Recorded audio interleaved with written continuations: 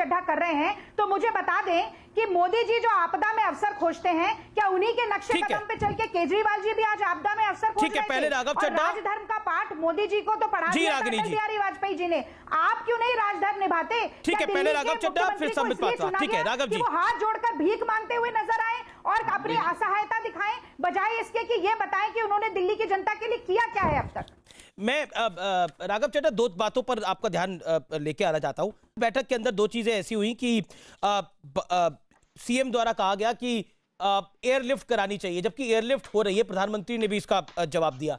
उसके बाद कोविड माफ करिए ऑक्सीजन एक्सप्रेस चले, जो प्रधानमंत्री ने बोला वो चल रही है और ऑक्सीजन पहुंचा रही है। यानी केंद्र जो काम कर रहे हैं, जो कि सार्वजनिक तौर पर मीडिया में भी आ रहे हैं, उसकी जानकारी सीएम पे नहीं थी, ये भी बीजेपी आरोप लगा रही है। और इस पर आप क्या कहना चाहते हैं? जो ऑलरेडी हमें पता है कि एयरलिफ्ट आज सुबह से एयरफोर्स कर रही है, कल भी एयरफोर्स ने एयरलिफ्ट करा है, व्हाट इज योर व्यू? यानी शुक्रवार को भी करा है और गुरुवार को भी किया। देखिए, दो तीन चीजें। पहली बात है कि मुख्यमंत्री जी ने एयरलिफ्ट की बात नहीं करी थी, एक्सप्रेस की बात करी थी और ये कहा था कि वो दिल्ली तक भी आए। अन्य राज्यों में जरूर जा रही है ट्रेन के माध्यम से, लेकिन रेल के माध्यम से दिल्ली तक भी ऑक्सीजन आए, क्योंकि जो दिल्ली का कोटा 378 मेट्रिक टन से बढ़ाकर 480 मेट्रिक टन ऑक्सीजन का किया गया है, लगभग 100 मेट्रिक टन बढ़ाया गया है अमीश भाई। ये 100 मेट्रिक टन उड़ीसा और पश्चिम बंगाल के इलाकों से आएगा। उड़ीसा और पश्चिम बंगाल के जो शहर जहां से वो आएगा, वो यहां से 1500, 1700, 2000 किलोमीटर की दूरी पर है। अगर ट्रक से आएगा तो कई घंटे लग जाएंगे। इसीलिए ट्रेन की गुहार लगाई मुख्यमंत्री जी ने और बिल्कुल फैक्चुअली स्टडी कर बात रखी। आप भाजपा की प्रोपेगेंडा पर मैं ज्यादा इसमें कुछ विषय में पढ़ के अपना समय बर्बाद नहीं करूंगा। मैं आपको दो तीन चीजें बता देता हूं। पहली चीज तो ये है कि जहां तक नहीं, पर ऑक्सीजन एक्सप्रेस पे बात है, ऑक्सीजन एक्सप्रेस पे केजरीवाल जी बोले थे, नहीं बोले थे? नहीं, ऑक्सीजन एक्सप्रेस पे बोले थे, एयरलिफ्ट पे नहीं बोले थे। हाँ, तो ऑक्सीजन एक्सप्रेस भी चल रही है कि नहीं चल रही है और कब से चल रही है? दिल्ली तक नहीं आ रही है, दिल्ली तक नहीं आ रही है। समस्या यह है कि वो दिल्ली तक नहीं आ रही है, अन्य राज्यों में जरूर जा रही है। उड़ीसा की ट्रेन के माध्यम से कर्नाटक में जा रही है, कर्नाटक से एक राज्य से लेकर नीचे तमिलनाडु तक जा रही है, लेकिन दिल्ली तक नहीं आ रही है। हमारा अनुरोध यह था कि दिल्ली तक लाया जाए। देखिए, गंभीर बहस उस समय होगी जब हम मुख्य विषय पर आए, इधर उधर की गंदी राजनीति छोड़ दें। अगर आज एक प्रदेश के मुख्यमंत्री अपने प्रदेश की जनता की सांसों की रक्षा करने के लिए, उनके लिए ऑक्सीजन को हासिल करने के लिए प्रधानमंत्री के सामने हाथ जोड़े, गिड़गिड़ाएं, झोली फैलाएं, तो उससे कोई बड़ा छोटा नहीं हो जाता। अगर हम दिल्ली वालों के लिए हमें हाथ जोड़ने पड़ेंगे तो हम हाथ जोड़ेंगे।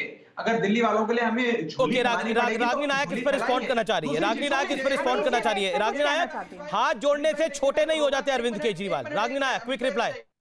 एक सेकंड राघव, रागनी बोलना चाह रही हैं, 40 सेकंड उनको मौका दीजिए।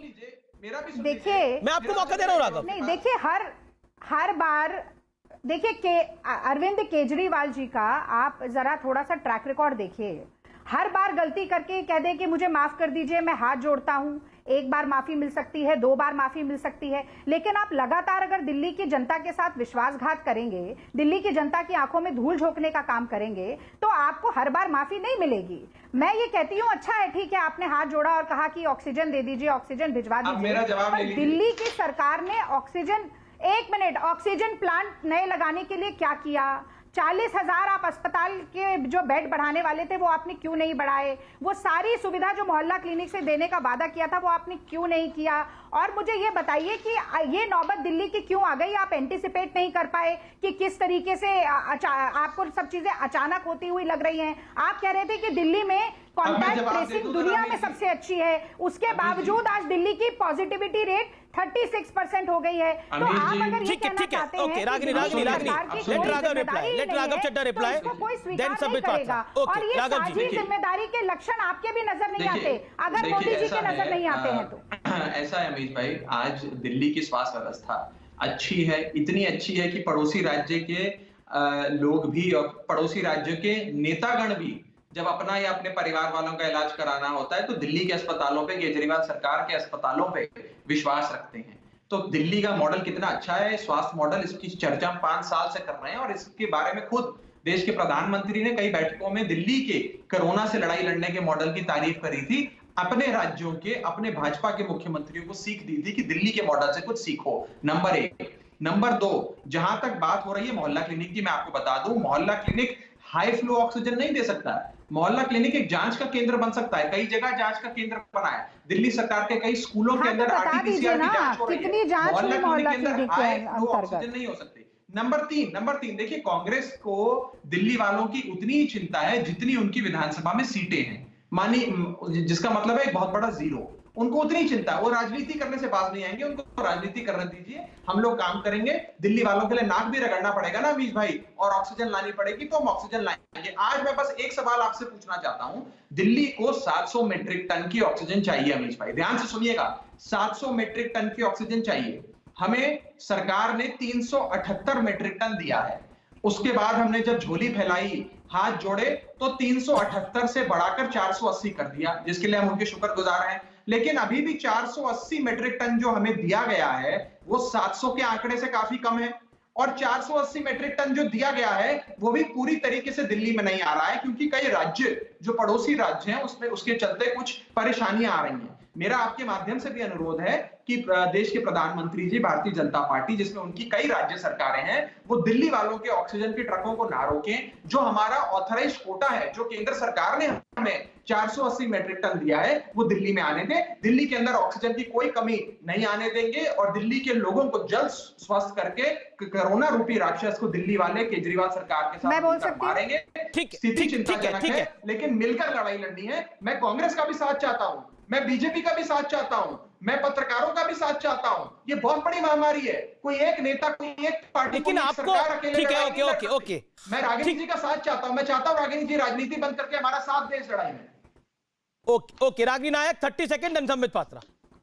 रागिनी, देखिए, बड़ा आश्चर्य होता है कि जब एक सरकार को, चाहे वो केंद्र सरकार हो या कोई भी राज्य सरकार हो, उसकी जवाबदेही तय करके उसके कटघरे में खड़ा किया जाता है, तो वो अचानक से साझी जिम्मेदारी और सबकी सहायता और सबके साथ का प्रवचन देने लग जाते हैं। भाई देखिए कि जनता अगर चुनकर प्रतिनिधि को भेजती है, ठीक है हमारी आज एक भी सीट नहीं है, लेकिन हम दिल्ली में एक अच्छे विपक्ष की भूमिका निभा रहे हैं, और दिल्ली में और पूरे देश में कांग्रेस का की फ्रंटल इकाई जो है युवा कांग्रेस, वो जैसा काम कर रही है, आज के पूरे देश के पत्रकार जिस तरीके से तारीफ कर रहे हैं, वो दिल्ली के तो क्या देश के मंत्री भी वो काम नहीं कर पा रहे हैं। इसलिए इतना अहंकार नहीं होना चाहिए। पहली बात, राघव चड्ढा, कल आपकी पार्टी की एक भी सीट नहीं थी, आज आपकी पार्टी की काफी सारी सीटें, हो सकता है कल एक भी ना हो, क्योंकि जनता सब कुछ देख रही है और ये जो पब्लिक है ये सब जानती है। अब देखिए, मैं थोड़ा सा फेडरल कोऑपरेटिविज्म की भी मैं बात करना चाहती हूँ। संघीय ढांचे को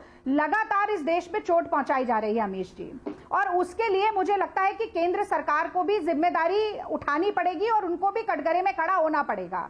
आप देखिए, पीयूष गोयल क्या कहते हैं, केंद्रीय मंत्री हैं, वो कहते हैं कि राज्य अपनी हैसियत के हिसाब से ऑक्सीजन मांगे, कुछ बहुत छोटे राज्य बहुत ज्यादा ऑक्सीजन मांग रहे हैं, और कि एक अस्पताल में सैकड़ों मौत हो रही है ऑक्सीजन ना मिलने की वजह से। एक मिनट रुक जाइए। और नरेंद्र मोदी जी लगातार इकलौते ऐसे प्रधानमंत्री होंगे आज तक भारत के इतिहास में जो संघीय ढांचे पर लगातार वार पे वार करते जा रहे हैं, और उसके बाद हमेशा गेंद दूसरे पाले में फेंकते हैं। अब दिल्ली की समस्या यह है कि दिल्ली केंद्र शासित राज्य है। दिल्ली में जब तक साझी जिम्मेदारी नहीं होगी तब तक दिल्ली ठीक से काम कर नहीं पाएगी। और जब से केजरीवाल जी की सरकार आई है, हम लगातार ये देख रहे हैं कि एक एक मसले पर ये नूरा कुश्ती चलती ही जा रही है, कोई समाधान निकल कर नहीं आ रहा। इन दोनों बड़े दलों के लिए जरूरी ये था कि प्रोटोकॉल फॉलो हो जाए, बहुत बड़ा गूढ़ रहस्य बाहर ना निकल के आ जाए, या मेरी छवि दिख जाए हाथ जोड़े हुए कि मैं तो नतमस्तक हूं जनता के लिए। लेकिन जनता की समस्या का समाधान कैसे होगा? को मैं लेके आना चाहता हूं उमेश।